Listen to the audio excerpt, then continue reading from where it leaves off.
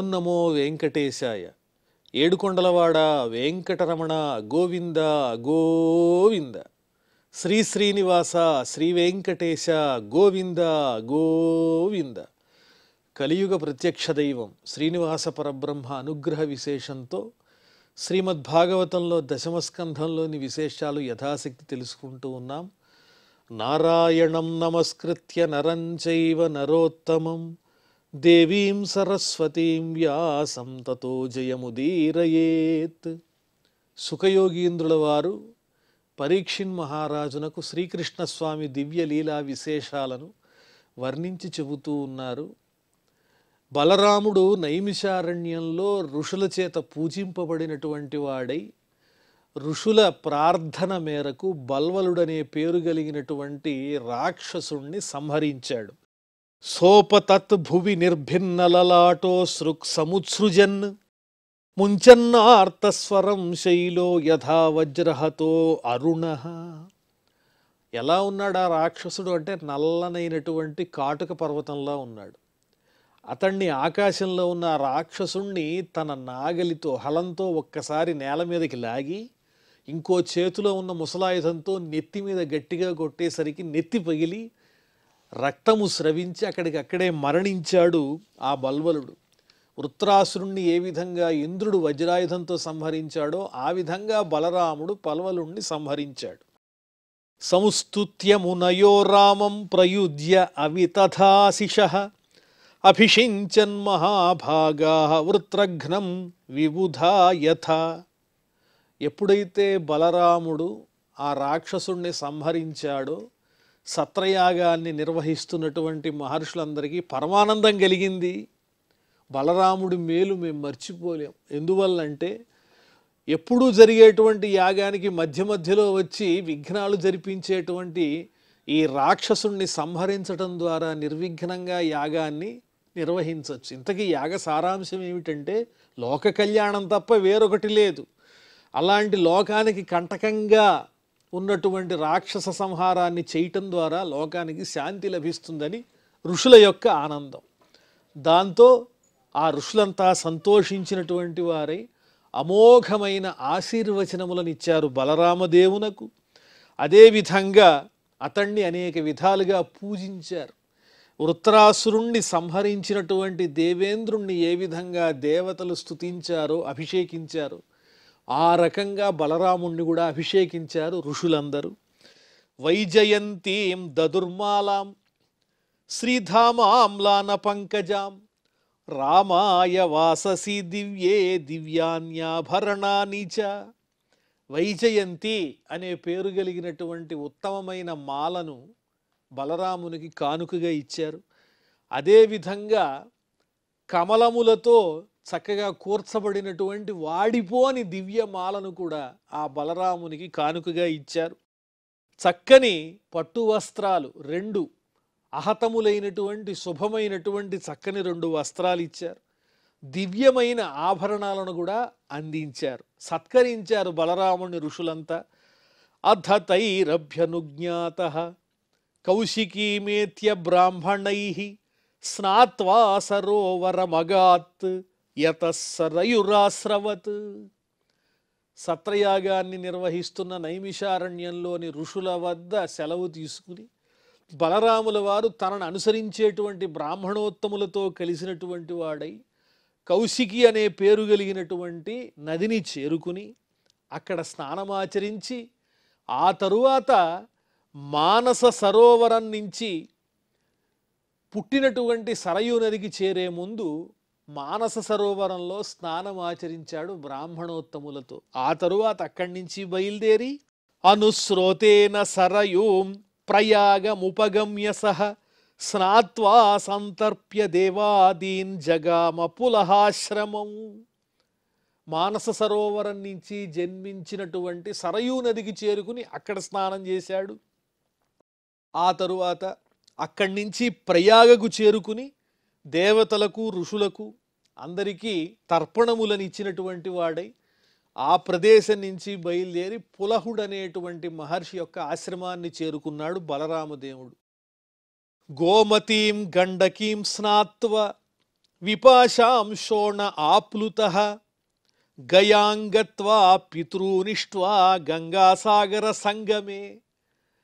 గోమతి అనేటువంటి నది, అలాగే గండకీ నది, ఈ నదుల దగ్గరికి వెళ్ళి అక్కడ స్నానాలు చేసి విపాశ అనే పేరు కలిగినటువంటి పుణ్యతీర్థమునందు స్నానమాచరించి అక్కడి నుంచి శోణ అనే పేరు కలిగినటువంటి నది యందు కూడా చక్కగా స్నానాన్ని ఆచరించినటువంటి వాడై అక్కడి నుంచి గయాతీర్థమునకు వెళ్ళి పితృదేవతలకు పూజలు చేసినటువంటి వాడై అక్కడి నుంచి గంగా సముద్రము కలిసేటువంటి గంగాసాగర సంగమాన్ని చేరుకున్నాడు.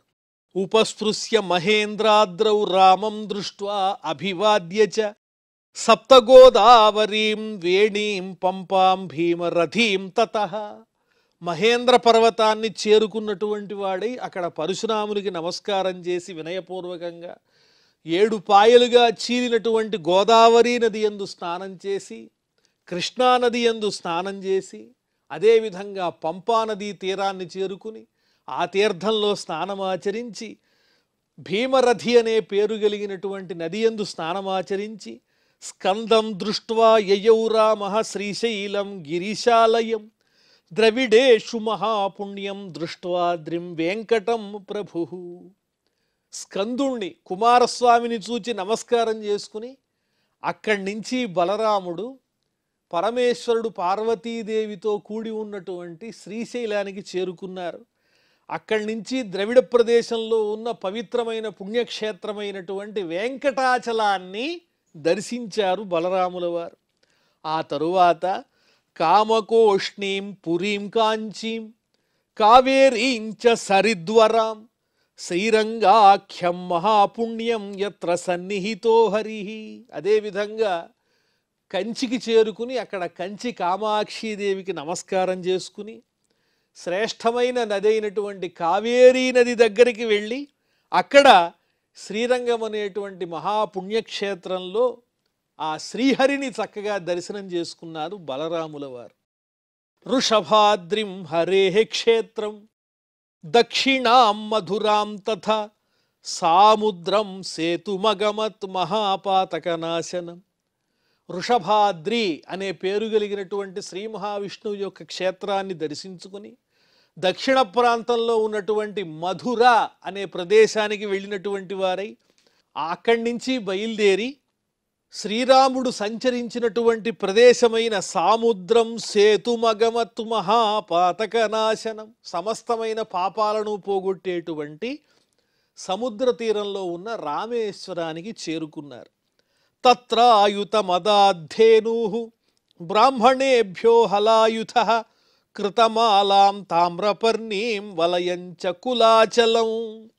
అక్కడ ఆ ప్రదేశంలో రామేశ్వరం అనేటువంటి పుణ్యక్షేత్రంలో బ్రాహ్మణోత్తములకు 10,000 గోవులను దానం చేశారు. ఆ తరువాత హలాయుధుడైనటువంటి బలరాముడు అక్కడి నుంచి బయలుదేరి కృతమాల, తామ్రపర్ణి ఈ తీర్థములలో స్నానమాచరించి మలయ పర్వత ప్రాంతాన్ని చేరుకున్నారు. సప్తమహాకుల పర్వతాల్లో ఈ మలయ పర్వతం కూడా ఒకటి. ఆ మలయ పర్వత ప్రాంతాన్ని చేరుకుని తత్రాగస్త్యం సమాసీనం నమస్కృత్య అభివాద్య చ యోజితస్తేన చాశీర్భిః అనుజ్ఞాతో గతోర్నవం దక్షిణం తత్ర కన్యాఖ్యాం దుర్గాం దేవీం దదర్శ సః.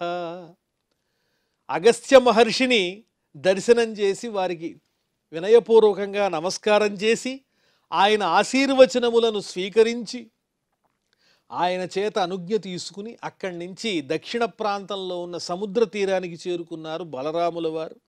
దక్షిణం తత్ర కన్యాఖ్యాం దుర్గాం దేవీం దదర్శ సః. కన్యాకుమారి ప్రాంతంలో అక్కడ దుర్గాదేవిని దర్శనం చేసుకున్నారు. తతః ఫాల్గుణ మాసాద్య పంచాప్సరసముత్తమం విష్ణు సన్నిహితో యత్ర స్నాత్వా స్పరిషద్గవాయుతం. ఫాల్గుణ మాసం ప్రవేశించింది. పవిత్రమైనటువంటి ఆ మాసంలో పంచాప్సరస అనేటువంటి పేరు కలిగిన ఉత్తమమైనటువంటి చక్కని తీర్థంలో, పంచాప్సరస తీర్థంలో స్నానమాచరించి, ఎప్పుడూ అక్కడ విష్ణువు సన్నిహితుడై ఉంటాడు, అక్కడ స్నానమాచరించి అదే సందర్భంలో బ్రాహ్మణోత్తములకు 10,000 గోవులు దానం చేశాడు బలరాముడు. తతోభివ్రజ్య భగవాన్ కేరళాంస్తు త్రిగర్తకాన్ గోకర్ణాఖ్యం శివక్షేత్రం సాన్నిధ్యం యత్ర ధూర్జటే. అక్కడి నుంచి బయలుదేరి కేరళ ప్రదేశంలో చేరుకుని అక్కడి నుంచి త్రిగర్తలనబడేటువంటి ప్రదేశాన్ని చేరుకుంటూ మధ్యలో గోకర్ణం అనే పేరు కలిగినటువంటి శివక్షేత్రాన్ని దర్శనం చేసుకున్నారు. అక్కడ ఎల్లప్పుడూ పరమేశ్వరుడు నిత్య నివాసిగా ఉంటాడు. ఆర్యాం ద్వైపాయినీం దృష్ట్వా శూర్పారక మగాద్బలః తాపీం పయోష్ణీం నిర్వింధ్యాం ఉపస్పృశ్యాథ దండకం. పార్వతీదేవి నిత్య నివాసినిగా ఉండేటువంటి చక్కని పవిత్ర పుణ్యక్షేత్రం ద్వైపాయని అనేటువంటి ప్రదేశంలో ఆ పార్వతీదేవిని దర్శనం చేసుకుని దృష్ట్వా శూర్పారక మగాద్బలః, శూర్పారకం అనే పేరు కలిగిన పుణ్యక్షేత్రాన్ని చేరుకున్నారు. ఆ తరువాత తాపి పయోష్ణి నిర్వింధ్య అనే పేరు కలిగిన పవిత్ర తీర్థాల్లో స్నానమాచరించి అథ దండకం, దండకారణ్యంలో ప్రవేశించారు బలరాముడు. ప్రవిశ్య రేవామగమత్ యత్ర మాహిష్మతీ పురి మనుతీర్థముపస్పృశ్య ప్రభాసం పునరాగమత్. నర్మదా నదీ తీరానికి వెళ్ళారు. అక్కడే మాహిష్మతి నగరం. అక్కడ నర్మదా నదీ తీరంలో చక్కగా స్నానం ఆచరించినటువంటి వారై మనుతీర్థం అనే చోటికి వెళ్ళి అక్కడ పుణ్యతీర్థాన్ని సేవించుకుని మరలా ప్రభాస తీర్థానికి చేరుకున్నారు బలరాముడు. శ్రుత్వా ద్విజైః కథ్యమానం కురు పాండవ సంయుగే సర్వరాజన్య నిధనం భారం మేనే హృతం భువః. ఆయన ప్రభాస తీర్థానికి తిరిగి వచ్చేటప్పటికల్లా ఆయనకి తెలిసిన విషయం ఏమిటి అంటే పాండవులకు కౌరవులకు దారుణంగా యుద్ధం జరిగిందన్న విషయాన్ని తెలుసుకున్నారు. సమస్తమైన రాజులు మరణించారు, భూభారం అంతా తగ్గిందని తెలుసుకుని సభీమ దుర్యోధనయోః గదాభ్యాం యుధ్యతోర్మృధే వారయిష్యన్ వినశనం జగామయదునందనః. భీముడు దుర్యోధనుడు వీరిద్దరూ గదాయుద్ధం చేయడానికి సిద్ధపడుతున్నారు అన్న విషయం తెలుసుకుని ఆ యుద్ధాన్ని వారించటం కోసం బలరామదేవుడు వినశనం కురుక్షేత్రానికి బయలుదేరి వెళ్ళారు. యుధిష్ఠిరస్తు తం దృష్ట్వా యమౌ కృష్ణార్జునావపి అభివాద్యాభవం స్తూష్ణీం కిం వివక్షురిహాగతః. ధర్మరాజుల వారు బలరాముణ్ణి చూచి నమస్కారం చేశారు. అదేవిధంగా కృష్ణుడు అర్జునుడు వాళ్ళిద్దరూ కూడా నమస్కారం చేశారు. ఇంకా ఆ వచ్చినటువంటి బలరామదేవుడు ఏదో చెప్పాలని వచ్చాడు, ఏం చెప్తాడో అని ధర్మరాజు వీళ్ళంతా ఆలోచనలో పడ్డారు. గదాపాణి ఉభౌ దృష్ట్వా సంరబ్ధౌ విజయేషిణౌ మండలాని విచిత్రాణి చరంతా విదమబ్రవీత్. బలరామదేవుడు అక్కడికి వచ్చి గదలు పట్టుకుని గుండ్రంగా అటు ఇటు తిరుగుతూ గదలు తిప్పుతూ యుద్ధానికి సిద్ధమైనటువంటి దుర్యోధనుడు భీముడు వీళ్ళిద్దరికీ బలరామదేవుడు ఒక చక్కని సూచన చేస్తూ ఉన్నారు. యువాం తుల్య బలౌ వీరౌ హే రాజన్ హే వృకోదర ఏకం ప్రాణాధికం మన్యే ఉతైకం శిక్షయాధికం. నాయనలారా, ఓ దుర్యోధన, ఓ భీమసేన, మీరిద్దరూ సమానమైనటువంటి బలసంపద కలిగినటువంటి వారు. మీ ఇద్దరిలో ఒకళ్ళు నాకు ప్రాణం కన్నా ఎక్కువ, వేరొకరు నా దగ్గర చక్కగా ఆ గదాయుద్ధాన్ని నేర్చుకున్నారు. మీరిద్దరూ నాకు కావలసిన వాళ్లే. కాబట్టి తస్మాదేక తరస్యేహ యువయోః సమవీర్యయోః నలక్ష్యతే జయోన్యో వా విరమత్వ ఫలోరణః. మీ ఇద్దరూ సమానమైనటువంటి బలం కలిగినటువంటి వారు కాబట్టి మీ ఇద్దరిలో విజేత ఎవరని నిర్ణయించటం కష్టం. ఇది తేలే పని కాదు. కాబట్టి మీ అంతటా మీరే ఈ యుద్ధం చేయటం ఆపేయండి. ఓ దుర్యోధన, ఓ భీమసేన, మీరిద్దరూ ఈ గదాయుద్ధం నుంచి విరమించండి అని చెప్పి కోరాడు ఆయన బలరాముల వారు. నతద్వాక్యం జగ్రహతు బద్ధవైరౌ నృపార్థవత్ అనుస్మరంతావన్యోన్యం దురుక్తం దుష్కృతానిచ. అయినా ఆ దుర్యోధనుడు కానీ భీమసేనుడు కానీ బలరామదేవుడు చెప్పిన వాక్యాన్ని, ప్రయోజనవంతమైన వాక్యాన్ని వాళ్ళిద్దరూ స్వీకరించలేదు. ఎందువల్లంటే అప్పటికే వాళ్ళిద్దరి మధ్య శత్రుత్వం బాగా పెరిగిపోయింది. ఒకరికి ఒకరు చేసినటువంటి ఏవైతే కృత్యములున్నాయో అవి వాళ్ళకి జ్ఞాపకం వస్తున్నాయి. దుర్యోధనుడు చేసిన అకృత్యాలన్నీ భీమసేనుడు నిరంతరం తలుస్తూనే ఉన్నాడు. అందువల్ల ఆ భీమసేనుడిలో ఉన్నటువంటి ప్రతీకార వాంఛ యుద్ధం చేస్తే కానీ తీరదు. అందువల్ల ఆ యుద్ధాన్ని ఆపటం కుదరలేదు. భీముడు అలాగే ఉన్నాడు, దుర్యోధనుడు అలాగే ఉన్నాడు. యుద్ధాన్ని ఆపే ఉద్దేశ్యం ఇద్దరికీ లేదు. ఇద్దరిని ఒకరినొకరు చూసుకున్నప్పుడు భీముడు మాట్లాడిన పరుషమైన మాటలు దుర్యోధనుడికి గుర్తొస్తున్నాయి, దుర్యోధనుడు చేసిన ఎగ్గులన్నీ భీమసేనుడికి గుర్తొస్తున్నాయి. దిష్టం తదను మన్వానో రామో ద్వారవతీం యయౌ ఉగ్రసేనాదిభి ప్రీతై జ్ఞాతిభి సముపాగత. వీళ్ళిద్దరి యుద్ధం ఆపటం అనేది అసాధ్యమని తెలుసుకుని అక్కడి నుంచి బయలుదేరి బలరామదేవుడు ద్వారకా నగరాన్ని చేరుకున్నారు. అక్కడ ఉగ్రసేనుడు మొదలైనటువంటి పెద్దవారితో కలిసి చక్కగా పెద్దలకి నమస్కారం చేసి తన బంధుమిత్రులతో హాయిగా కలిశారు. తం పునర్నైమిషం ప్రాప్తం ఋషయో అయాజయన్ముద క్రత్వంగం క్రతుభిః సర్వైః నివృత్తాఖిల విగ్రహం. మళ్ళీ అక్కడి నుంచి బయలుదేరి బలరామదేవుడు నైమిషారణ్యాన్ని చేరుకున్నారు. బలరాముడు వచ్చేటప్పటికీ నైమిషారణ్యంలో ఉన్న ఋషులందరూ మరలా బలరాముడిని చూచి చక్కగా సంతోషించి ఆ బలరాముని చేత ఎన్నో రకములైనటువంటి యాగములన్నీ జరిపించారు. ఏ విధమైన కల్మషము లేనివాడు బలరాముడు సమస్తమైన పాపముల నుండి దూరమయ్యాడు. కురుక్షేత్ర యుద్ధంలో కూడా ఆయనకి ఏ విధమైనటువంటి ప్రమేయము లేదు.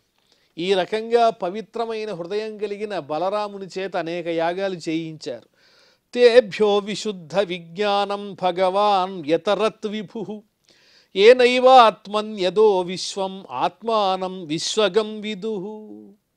ఈ బలరామదేవుడు ఆ ఋషులందరికీ చక్కని విజ్ఞానాన్ని అందించాడు, స్వచ్ఛమైనటువంటి భగవత్ తత్వాన్ని తెలియజేశాడు. ఎందువల్లంటే బలరాముడంటే సాక్షాత్తు విష్ణువంశయే కదా. ఏనైవాత్మన్యదో విశ్వం ఆత్మానం విశ్వగం విదుః.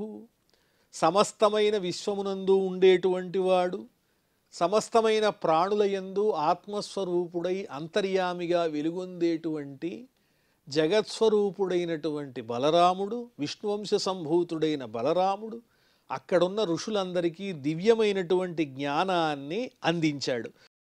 స్వపత్న్యావృధ స్నాతో జ్ఞాతి బంధు సుహృద్వృతః రేజే స్వద్యోత్స్నయే వేందు సువాసాహ సుష్ఠ్యలంకృతః. తన భార్యతో కూడినటువంటి వాడై ఋషుల చేయబడిన యజ్ఞయాగాలు పూర్తయిన తర్వాత చక్కగా అవబృధ స్నానాన్ని ఆచరించాడు. తన స్నేహితులతో బంధువులతో కలిసి ఎలా ఉన్నాడు అంటే వెన్నెలతో కూడినటువంటి చంద్రుని వలె ప్రకాశిస్తూ ఉన్నాడు. స్వచ్ఛమైన చక్కని వస్త్రములు ధరించినటువంటి వాడై చక్కగా అలంకరించుకుని ఉన్నాడు బలరాముడు. ఈ దృగ్విధాన్య సంఖ్యాని బలస్య బలశాలినః అనంతస్య అప్రమేయస్య మాయా మర్త్యస్య సంతి. ఈ విధంగా అసంఖ్యాకంగా ఎన్నో విధములైనటువంటి బలశాలి అయిన బలరాముని యొక్క లీలలు ఎన్నో ఉన్నాయి. అనంతుడాయన, అప్రమేయమైన స్వరూపములు కలిగినటువంటి వాడు, మానవ రూపంలో జన్మించాడు, మాయామానుష విగ్రహధారి శ్రీకృష్ణమూర్తి వలెనే. అలాంటి బలరాముని యొక్క లీలా విశేషాలు కోకొల్లలుగా ఉన్నాయని చెబుతున్నారు సుఖయోగీంద్రుల వారు. యో నుస్మరేత రామస్య కర్మాణ్యద్భుత కర్మణః సాయం ప్రాతరనంతస్య విష్ణోః సదయితో భవేత్. ఎవరైతే ఈ బలరాముని యొక్క అద్భుతమైనటువంటి కర్మలను చక్కగా స్మరిస్తారో పొద్దున్న సాయంత్రం 2 పూటల వాళ్ళు శ్రీ మహావిష్ణువునకు ఎంతో ఇష్టులవుతారు అని సుఖయోగీంద్రుల వారు పరీక్షిత్ మహారాజుకి తెలియజేశారు. ఈ విధంగా బలరాముడు చేసినటువంటి తీర్థయాత్రలు, నైమిషారణ్యంలో ఆయన చేత ఋషులు చేయించినటువంటి యజ్ఞయాగాదులు, ఈ విధమైన విశేషాలన్నీ చక్కగా అధ్యాయంలో వర్ణించి చెప్పారు. ఇప్పుడు మనం దశమ స్కంధంలో 80వ అధ్యాయంలో ప్రవేశించాం. రాజోవాచ భగవన్యాని చాన్యాని ముకుందస్య మహాత్మనః వీర్యాణ్యనంత వీర్యస్య శ్రోతుమిచ్ఛామి హే ప్రభో. మళ్ళీ పరీక్షిన్ మహారాజు సుఖయోగేంద్రుల వారిని ప్రార్థిస్తున్నారు. స్వామి, ఆ శ్రీకృష్ణుని యొక్క దివ్య లీలలు ఎన్ని విన్నప్పటికీ కూడా నాకు తృప్తి కలగటం లేదు. కాబట్టి ఆ అనంతుడైన శ్రీకృష్ణ పరమాత్మ యొక్క దివ్యమైన లీలలన్నీ నేను వినాలనుకుంటున్నాను, చక్కగా వర్ణించి చెప్పండి అని పరీక్షిన్ మహారాజు సుఖయోగీంద్రుల వారిని ప్రార్థిస్తే, కో ను శ్రుత్వా అసకృత్ బ్రహ్మన్ ఉత్తమ శ్లోక సత్కథాః విరమేత విశేషజ్ఞో విషణ్ణః కామమార్గణైః. అయ్యా సుఖయోగీంద్ర, ఎన్ని మారులు విన్నా ఓ బ్రహ్మర్షి, ఉత్తమమైనటువంటి చక్కని పుణ్యమైన చరిత్ర కలిగిన పరమాత్ముడైన శ్రీకృష్ణుని యొక్క దివ్య కథలు ఎన్ని విన్నా కూడా తనివి తీరదు. వాటిల్లో ఉన్న రుచి తెలిసినటువంటి పండితుడు ఎవడైనా కూడా ఇక చాలు అని అంటాడా? అన్నిటికన్నా ఉత్తమమైనటువంటి కోరిక ఏమిటి అంటే పరమాత్ముని యొక్క చక్కని దివ్య లీలలు శ్రవణం చేయటమే. ఎవరైతే అటువంటి తత్వాన్ని తెలుసుకోలేరో వారే ఈ సంసారంలో పడి కొట్టుకుంటూ ఉంటారు స్వామి.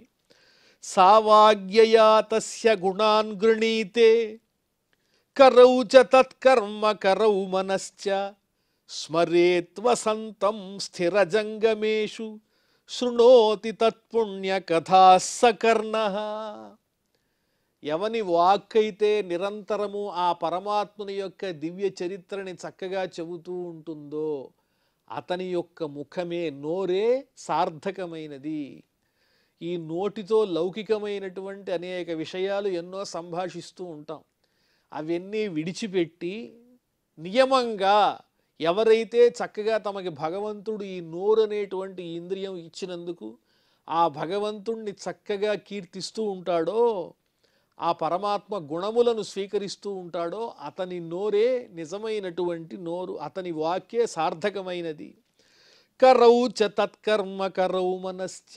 ఈ రెండు చేతులు భగవంతుడిచ్చినందుకు ఆ చేతులతో ఎవరైతే పరమాత్మను అర్చిస్తూ ఉంటారో అలా అర్చించినటువంటి వాళ్ళ యొక్క కరములే సార్థకమైనట్టు. ఇతరమైనవేవి సఫలత చెందవు. మనశ్చ స్మరేద్వసంతం స్థిరజంగమేషు.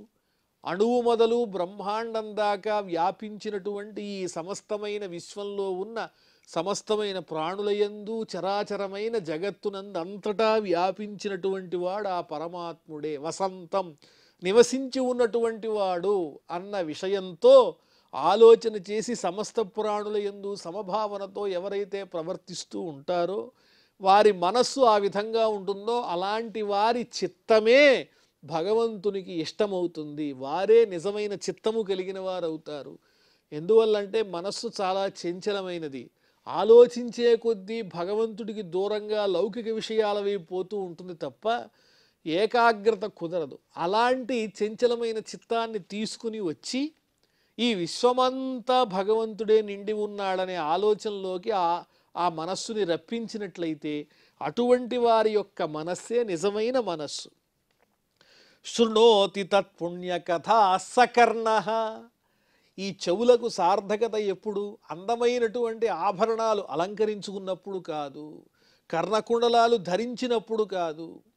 ఆ చెవులతో గనక ఆ పరమాత్ముని యొక్క దివ్య లీలా విశేషాలను ఎవరైతే శ్రవణం చేస్తారో వాళ్ళ యొక్క శ్రవణములే నిజమైనటువంటి చక్కని శ్రవణములు.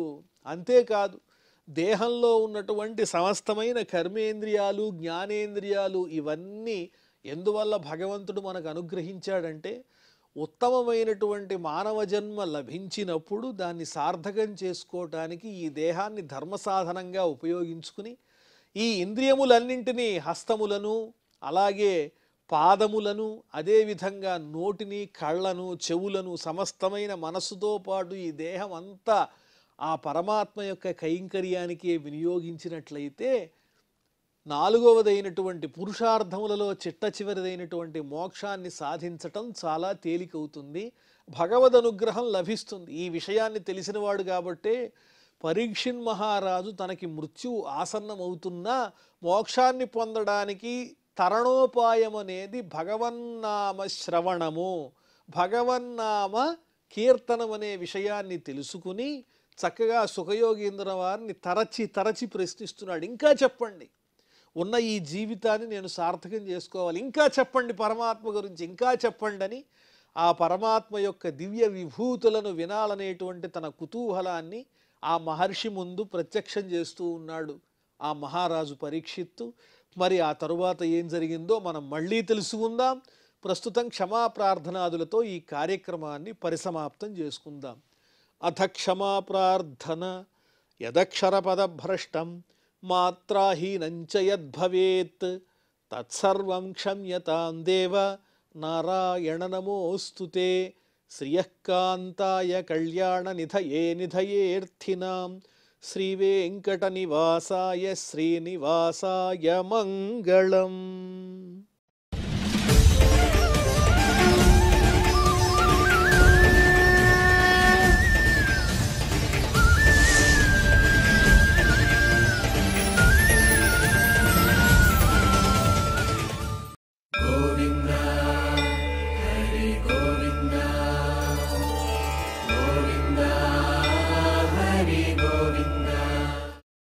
Om Namo